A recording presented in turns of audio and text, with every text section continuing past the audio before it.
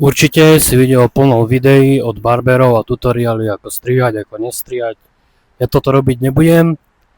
Dneska ti chcem ukázať svoj príbeh. Toto není pre mňa len miesto, ale symbol toho, že keď niečo chceš a dáš tomu víziu, tak sa to dá. A tu to všetko začalo na ubytovni medzi domovákmi, kde nikto nič nemal, nikto nič nepotreboval, no zároveň som sa naštartoval a našiel svoj sen.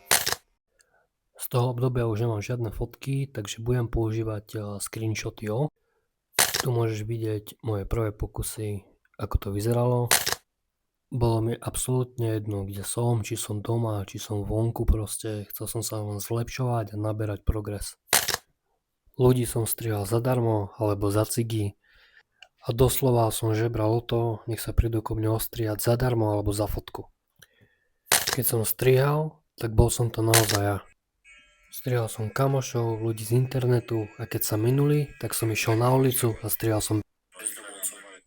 Bol som iba obyčajný chalan, ktorý robil na 3 zmeny, no vedel som, že tento štýl života nechcem. Že mám naviac a moja vízia byť v salóne bola ešte väčšia.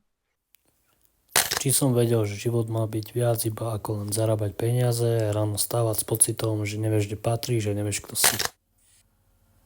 Pobalil som si veci z domu, odišiel som do Bratislavy a hľadal miesto, kde mi bude dobre. A to miesto bolo salón.